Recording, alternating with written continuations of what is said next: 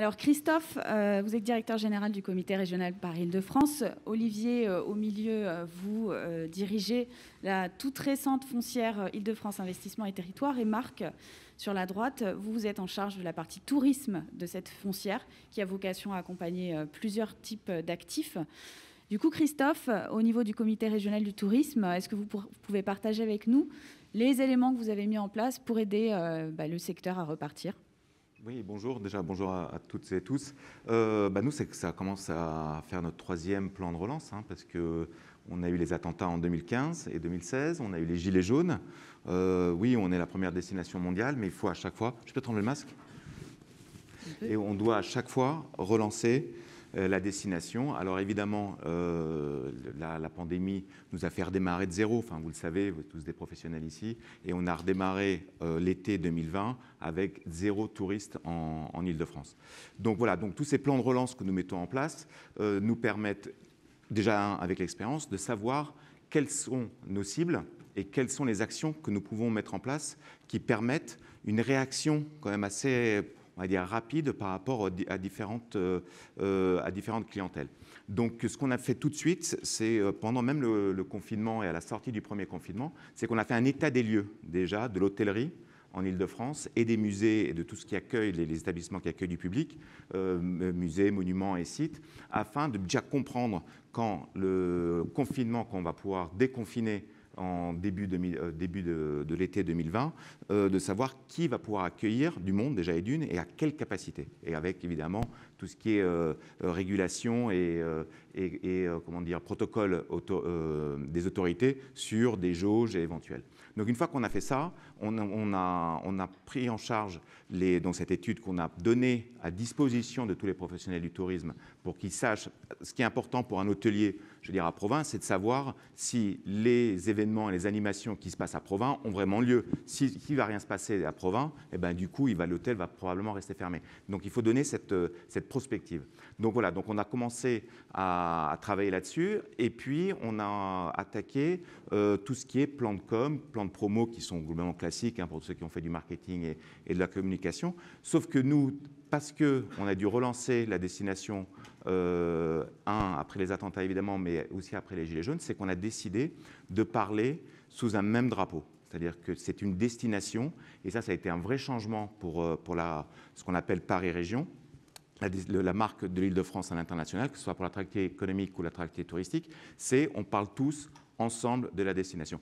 Un Américain qui vient ici, il ne vient pas voir le CRT, il ne vient pas voir l'OTCP, il ne vient pas, je fais un clin d'œil à l'hôtel de Roissy qui est là, il vient à Paris ou à Paris Région. Et donc, on a réussi à faire en sorte d'avoir toute une campagne de promotion unie avec les partenaires privés et publics de la destination. On est allé voir les tours opérateurs, les agents de voyage quand on a pu se déplacer. Mais sinon, pendant toute l'année 2020, on a fait toutes ces opérations online comme on fait aujourd'hui avec Zoom et Teams. Donc on a gardé cette conversation avec nos clients parce qu'il est important, de faire savoir que la destination va rouvrir et qu'elle sera prête. Donc toute cette campagne de promotion était adossée à un plan de communication qui était, alors comme c'était pour l'international, elle est en anglais, c'est Paris is yours, Paris est à vous. Et on a, en 2021, quand on va dire l'horizon s'est un peu éclairci avec la pandémie, on est passé de Paris is yours à Paris is ready, donc on est prêt à accueillir. Là, on est en période Paris is open, donc on a toute une communication sur le fait qu'on est ouvert, que les restaurants sont ouverts, les hôtels, les sites et les monuments, et surtout qu'on a la possibilité d'offrir une destination qui est safe destination en Covid-19, parce qu'après, il ne faut pas non plus faire l'amalgame sur la safe destination. Donc, safe destination, tout le monde respecte le protocole sanitaire, je crois. Ah oui, pardon, on avait mis des slides, mais là, je pensais que c'était plus important de parler un peu de la dynamique qu'on met en place. Donc, bon, on voit que le problème avec ces chiffres, c'est qu'avec le départ, si on peut dire, de cette 5e vague, enfin, tout ce qu'on peut se dire pour demain matin, on est sûr de rien. En revanche, ce qu'on est sûr, c'est que dès qu'on ouvre des frontières, on a un appel d'air naturel des touristes. On a vu les Américains qui sont venus à 10% des touristes étrangers qui étaient en Île-de-France étaient des Américains. Et donc, dès qu'on ouvre nos frontières, ou en tout cas les pays nous classent dans des pays verts où on peut voyager, ils ont la possibilité, ils viennent. Donc ça, c'est pour la partie tourisme loisir qui a une attractivité naturelle. Et en revanche, nous, ce qu'on fait, c'est qu'on met beaucoup d'énergie et de plans d'action pour le tourisme d'affaires, qui représente 50% des nuitées en Île-de-France et surtout entre 60 et 70% des retombées économiques en Île-de-France. Donc le tourisme d'affaires est clé pour relancer également la destination. Et j'en viens, parce que je vois que le chrono tourne, à ce qu'on a. Enfin, c'est un exemple de ce qu'on fait pour promouvoir la destination. C'est qu'on a fait un film qui est à disposition de tout le monde, mais en particulier aux agents de voyage, aux tour opérateurs et aux professionnels du tourisme d'affaires, un film sur la mise en place de cette Safe Destination.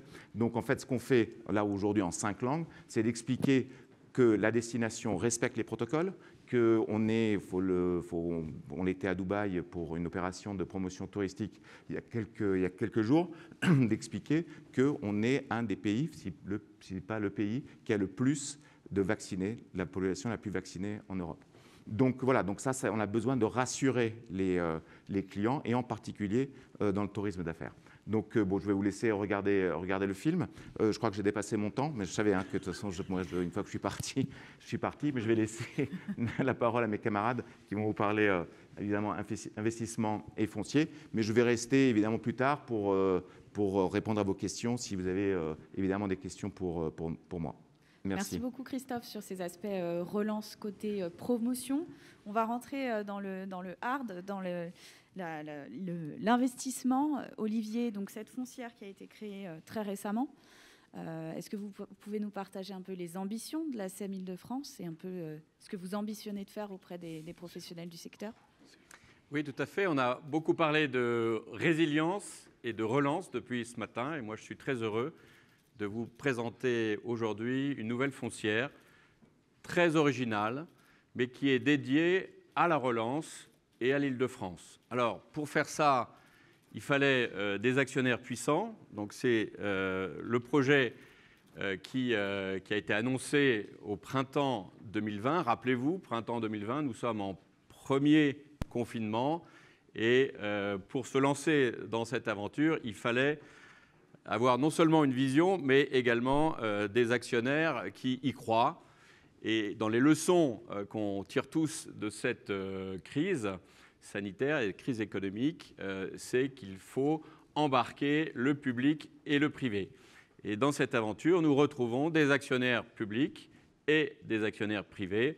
Quand vous voyez les 5 noms qui sont autour de la table, on sait que ça pèse et on sait que ça doit avoir de l'impact. Alors nous avons été créés donc, au printemps 2020 par les 5 actionnaires ici.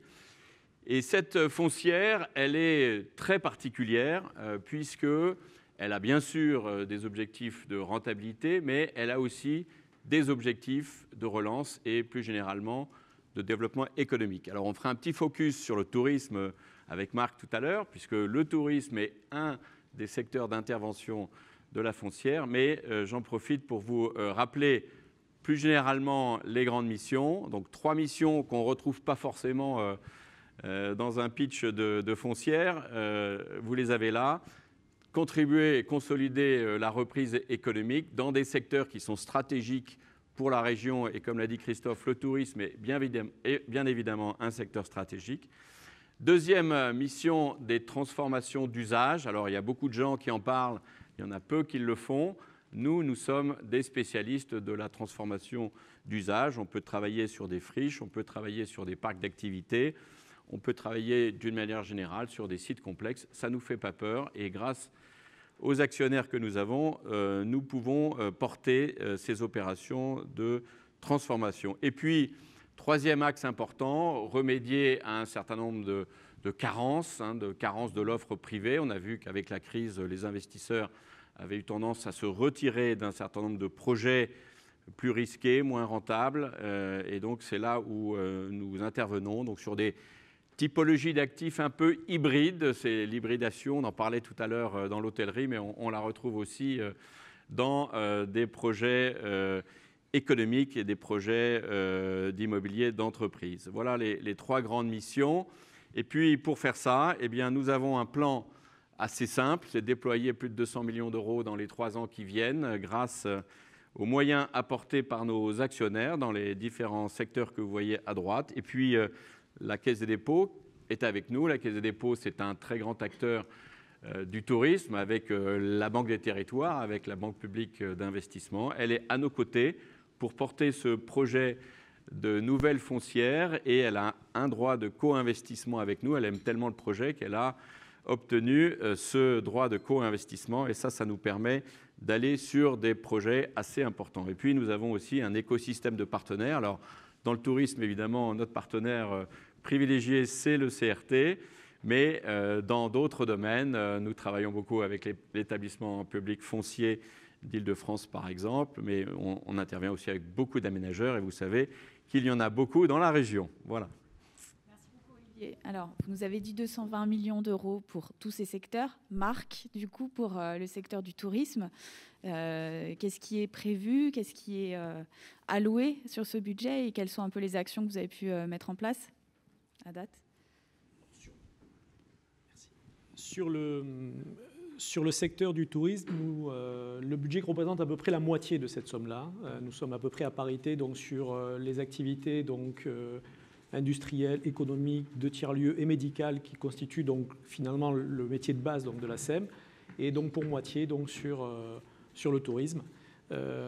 Sur ces activités, donc on reviendra tout à l'heure sur les activités sur lesquelles nous intervenons. Sur notre mode d'intervention, en fait, là aussi, c'est relativement simple, en fait. Nous intervenons finalement selon trois grands principes. Bien sûr, le premier, c'est soutenir les acteurs. Olivier l'a dit. Donc, au départ, le tourisme n'était pas prévu dans la fiche de naissance donc, de la SEM. Il a été initié à partir du mois d'octobre-novembre de la fin de l'année 2020. Ça semblait, je dirais, être logique et une priorité. Donc, le premier point, donc, c'est soutenir les acteurs. Comment ? Tout très simple. On est sollicité donc, par un certain nombre d'acteurs, alors soit sur un mode défensif, soit sur un mode offensif. Le mode défensif, c'est des gens qui sont dans une situation, donc propriétaires souvent mur et fond, dans une situation un peu compliquée. Donc, nous, on peut intervenir, effectivement. On peut porter les murs pendant un certain temps, le temps d'une rénovation, le temps d'une amélioration, d'un développement, je dirais, endogène de l'activité. Et ensuite, on peut revendre à l'exploitant, finalement, qui était initialement lui-même propriétaire. Ça peut être aussi, je dirais, des projets qui sont partis avant la crise et qui ont été bloqués donc, en plein milieu et pour lesquels nous faisons souvent donc, un inventaire d'audit avec les partenaires que sont la Caisse et la BPI, pour savoir si ce n'est pas le moment de relancer. Puisque vous l'avez bien compris, nous, on est tout dit le relance. C'est-à-dire que soit, finalement, on attend que, naturellement, les choses reviennent à leur niveau d'avant et on peut attendre comme ça 2-3 ans, soit on essaie, par notre intervention, en mesurant malgré tous les risques qu'on est en train de prendre, on essaie donc de faire en sorte que ce déclencheur puisse se réaliser le plus tôt possible. Le plus tôt possible, c'est quand ? C'est dans 6 mois, 7 mois, 8 mois, 10 mois, 12 mois, de faire en sorte que la relance puisse être contestée maintenant. Nous intervenons aussi beaucoup, et Olivier l'a dit, donc sur la transformation des actifs, au premier rang desquels les friches. Alors pourquoi les friches dans le tourisme ? Tout simplement parce qu'il y a énormément de dossiers, enfin des dossiers qui sont beaucoup portés par des objets qui sont des friches alors industrielles, de belles friches industrielles ou des friches historiques significatives et qui ont vocation finalement à devenir des tiers-lieux touristiques.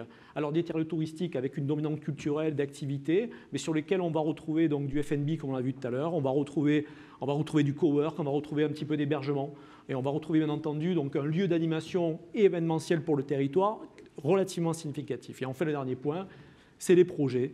Alors les projets, bon, vous voyez des exemples sur lesquels on peut intervenir. Donc c'est de la reconversion, je dirais, là aussi donc de sites historiques. Je pense à des haras par exemple du côté de Rambouillet ou carrément donc ex-Nihilo dans la création de nouveaux quartiers à l'intérieur duquel on va intervenir pour un projet de tourisme fluvial donc sur la commune de Cormeilles-en-Parisis.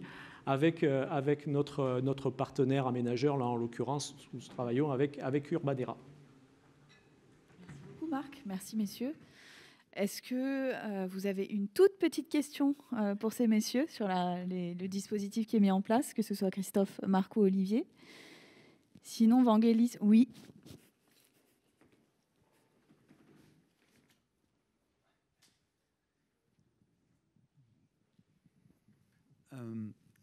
Messieurs, question concernant votre intervention en support des des hôteliers,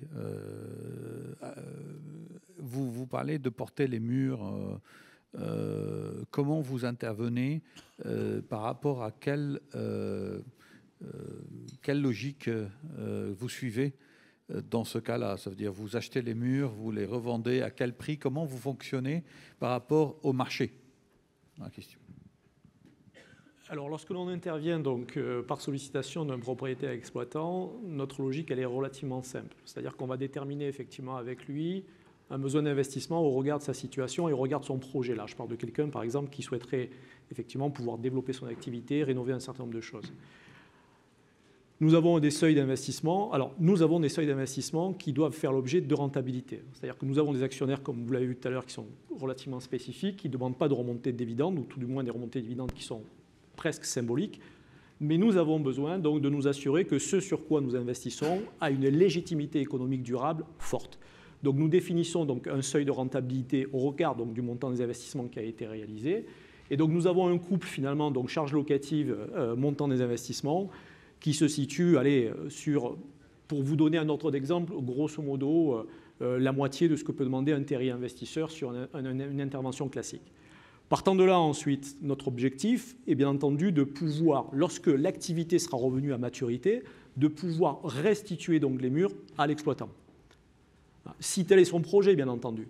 Dans ce cas de figure-là, nous convenons avec l'exploitant dès le départ donc un rachat de parts, non pas donc à valeur de marché, mais à une valeur donc, qui est la valeur de prix coûtant donc, de l'intervention donc, de la SEM, majorée très certainement donc, de l'indexation sur lesquelles nous aurons indexé le loyer pour faire en sorte que le ratio finalement de valeur locative entre loyer et investissement ne se dilue pas tout au long donc, du portage. Et ce portage peut se faire donc, j'allais dire, selon une durée qui est déterminée par la reprise de l'activité. Hein. Donc ça peut être 4 ans, 5 ans, 6 ans, 7 ans, 8 ans. Et la transaction in fine peut se faire soit sur un asset deal, soit sur un share deal. Nous avons des accords avec des partenaires, par exemple, où au lieu de racheter les murs en one shot, nous avons une montée progressive donc, dans un véhicule que nous constituerons, donc, où le partenaire prend 20, 30, 40, 50, 60%, tout ça réparti sur 3 ou 4 ans. Merci Marc. Une autre question? La dernière.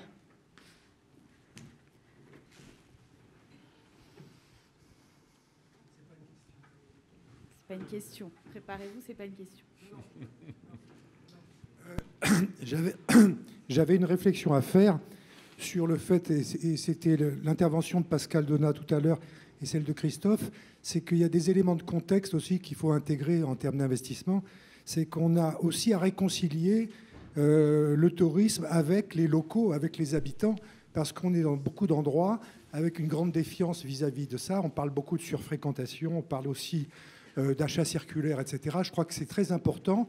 Tous les efforts qu'on pourra faire, et je parle en tant que président d'Office du tourisme de Marseille, donc ce qu'a dit Christophe, je l'ai bien compris, mais ce qui est important aussi, c'est qu'on peut développer des tas d'efforts pour développer l'attractivité d'un territoire. Il y a tout un travail politique, et actuellement c'est très compliqué, pour effectivement allier les locaux aux projets touristiques, aux projets d'investissement. Et de ce point de vue-là, effectivement, faire de nos investissements, de nos hôtels, des lieux de vie qui soient des lieux de vie aussi pour les gens de l'environnement, c'est quelque chose de très positif. Je crois qu'il faut avoir ça en tête. Alors merci pour. Je vais faire quand même une petite réponse parce que c'est clé. Avant le Covid, il y avait eu cette résonance qui est sur le surtourisme dont vous parlez.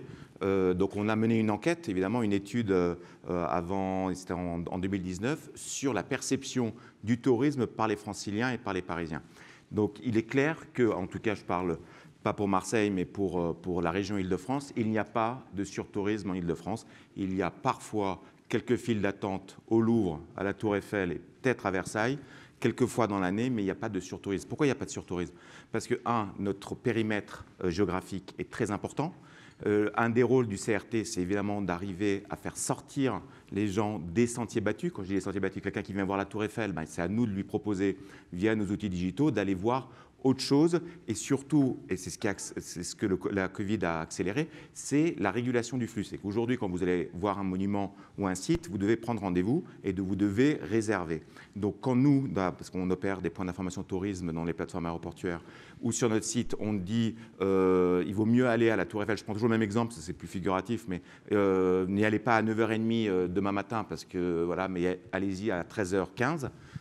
Et bien à nous aussi de préparer la journée ou de proposer en tout cas une journée pour la matinée afin que le visiteur ait une nouvelle expérience, parce que l'expérience client, je crois qu'on en a parlé pendant toute cette matinée, est clé. 79% des visiteurs en Île-de-France sont ce qu'on appelle des repeaters. Donc cette expérience client passe aussi par la régulation des flux et donc pour éviter, si jamais ça devait arriver, sur tourisme, et l'étude est toujours en ligne sur notre site professionnel pro.visitparisregion.com sur cette étude qu'on a fait en 2019 avec la perception des Franciliens pour le tourisme. Merci beaucoup, Christophe. Merci, messieurs. On va changer de focale et Vangelis, je te passe la main.